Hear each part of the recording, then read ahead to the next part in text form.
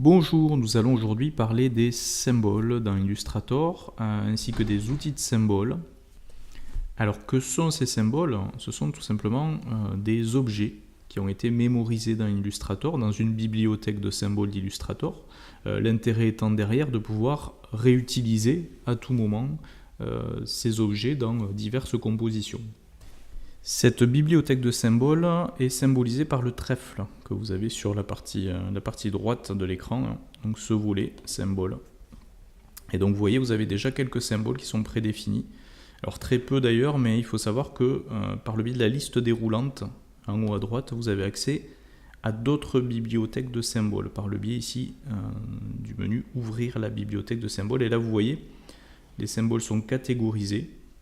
Donc pas mal de catégories, par exemple, logo, tiens, hop. Alors, ça tient plus du clipart que de véritables logos. Tout n'est pas très réussi là-dedans. Qu'est-ce qu'on aurait autrement? Allez, icône web.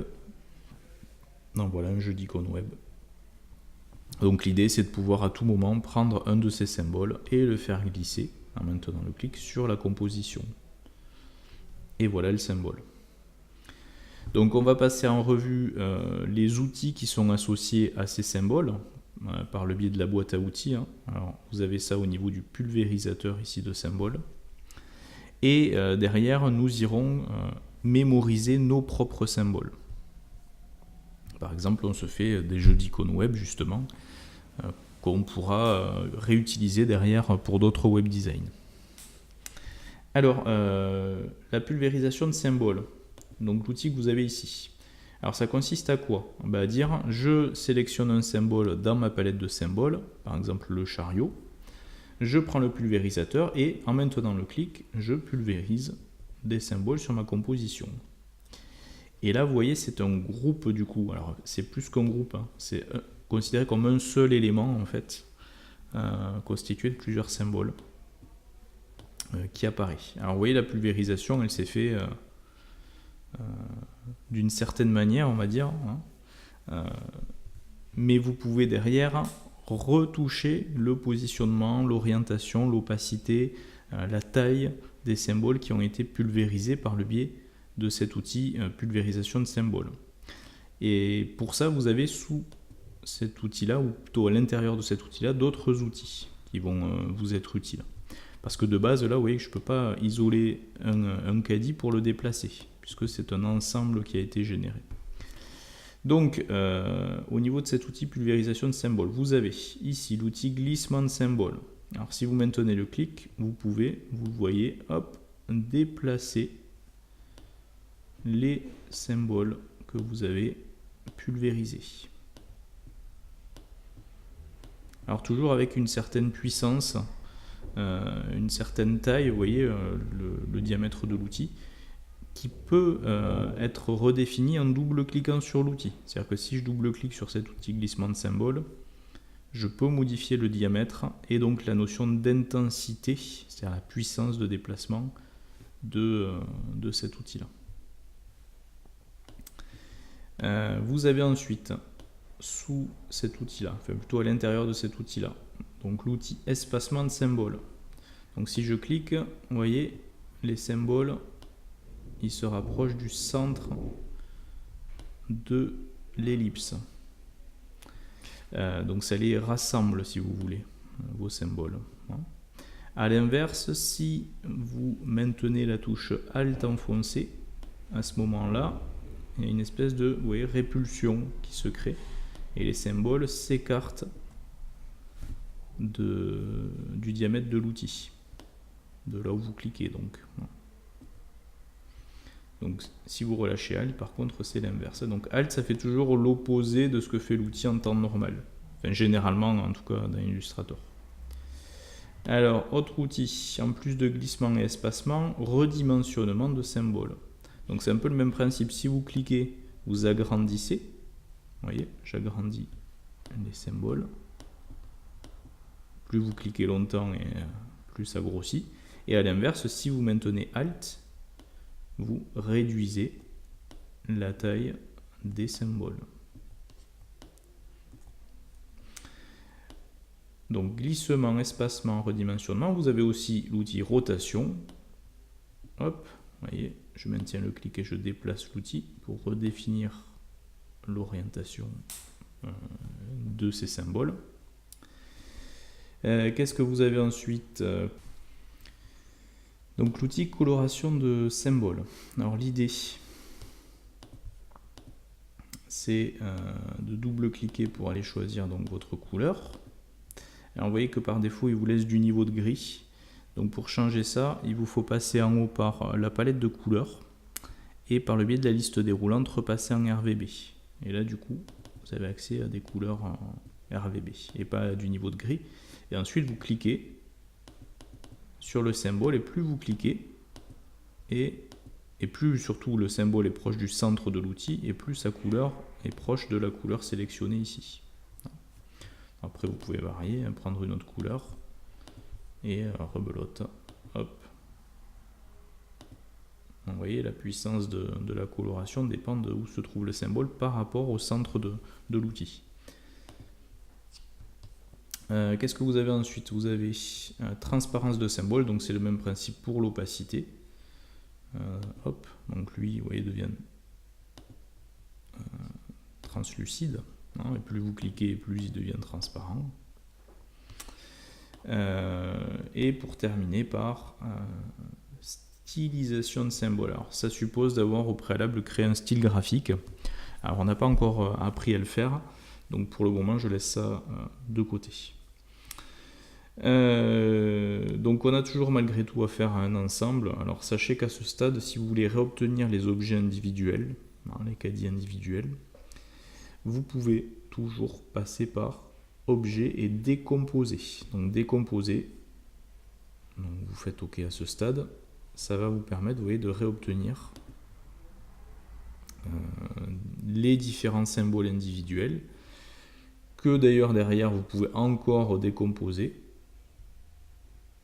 pour réobtenir réellement des formes avec des points, donc des tracés, des vecteurs. Et alors attention, ça vous crée un groupe, hein, donc pensez à dissocier par le biais d'un clic droit autant de fois que nécessaire, de manière à pouvoir vraiment isoler un élément, vous voyez, hop, et potentiellement le retravailler avec flèche blanche ou autre. Donc voilà pour ce qui est des outils de symboles. On les pulvérise et ensuite on les retravaille avec les autres outils. Donc si vous voulez faire des, je sais pas moi, des feuilles qui s'envolent, des fleurs qui s'envolent, vous pouvez utiliser un symbole fleur, le pulvériser et agir sur un effet un peu aléatoire grâce à l'utilisation des outils derrière. Alors ce que je vais vous proposer maintenant, c'est de voir de quelle manière on peut créer de nouveaux symboles et les rajouter dans la palette symboles. Alors vous allez voir, c'est très simple. Par exemple, on veut faire un petit symbole. Qu'est-ce qu'on pourrait faire comme symbole? Une bille. Donc une ellipse. Dans laquelle on va incorporer un dégradé. Voilà, dégradé. Remplissage dégradé. On va faire un dégradé radial. On va partir sur une couleur. Ouais, on va rester sur du rouge.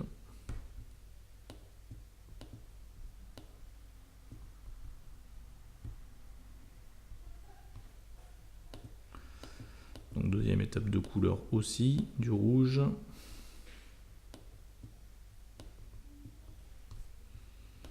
Et on va faire un petit reflet par-dessus. En refaisant donc une sphère, donc je vais copier-coller celle-là. On peut faire CTRL-C, CTRL-F. Alors si vous faites CTRL-F, regardez, je sélectionne CTRL-C. Si vous faites CTRL-F, vous collez en place. C'est-à-dire que la deuxième ellipse se colle exactement à l'endroit où était la première. Donc du coup, hop. Je vais juste la ratatiner un peu.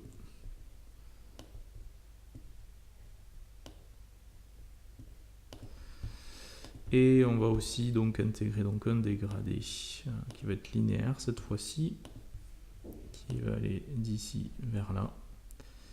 Ça sera donc du blanc pour faire un effet de lumière vers du blanc transparent. Donc une opacité, vous l'avez ici, hein, opacité de l'étape de couleur qu'on va mettre à 0.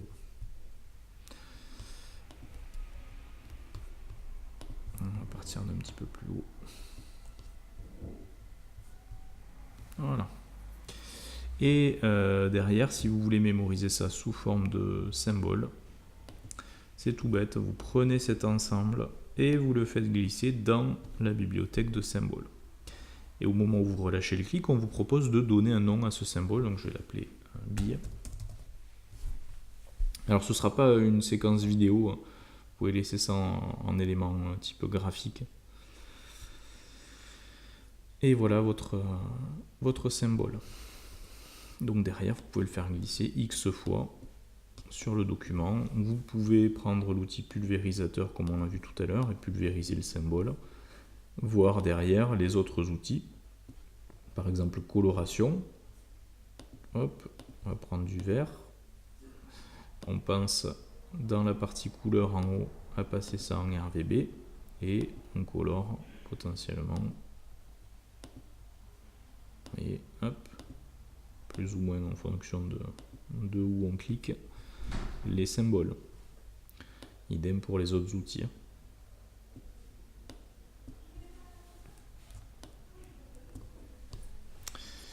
Voilà comment vous pouvez créer vos propres symboles. Alors derrière, l'utilité aussi, ça va être de vous constituer votre bibliothèque et de pouvoir donc l'enregistrer, cette bibliothèque, de manière à pouvoir derrière la proposer à d'autres personnes ou vous-même la réouvrir pour d'autres documents, pour d'autres compositions, parce que de base vous perdez les symboles d'un document à l'autre. C'est-à-dire que si je ferme Illustrator, que je le réouvre, je perdrai ce symbole-là que j'ai créé. Donc d'où l'intérêt de pouvoir enregistrer cette bibliothèque-là en passant en haut par la liste déroulante et enregistrer la bibliothèque de symboles. Je vais la mettre par exemple sur le bureau. Je vais l'appeler comme mon prénom. Alors c'est un fichier AI, alors qui signifie Adobe Illustrator. C'est d'ailleurs l'extension des fichiers Illustrator quand vous enregistrez une composition. Et du coup, normalement, je me trouve sur le bureau avec donc cette bibliothèque qui est créée. Donc ce qui fait que si je ferme donc ce document et que j'en crée un autre, vous voyez que de base j'ai perdu mon symbole puisque je suis sur un nouveau document. Ben, je pourrais, en passant à nouveau par la liste déroulante en haut à droite, aller ouvrir la bibliothèque que j'ai créée, donc ouvrir la bibliothèque de symboles, et en bas autre bibliothèque, ce qui va me permettre de retrouver sur le bureau ma bibliothèque Julien. Là voilà. Donc qui est constitué de l'ensemble des symboles qui étaient présents dans ma palette symboles au moment où j'ai fait l'enregistrement de la bibliothèque. Donc, ce qui fait que je retrouve les autres aussi. J'aurais peut-être dû les supprimer avant d'enregistrer. Donc voilà pour ce qui est des symboles Illustrator. Donc on se retrouve très bientôt pour un nouveau cours sur lequel on va parler des effets, notamment 3D. À très bientôt.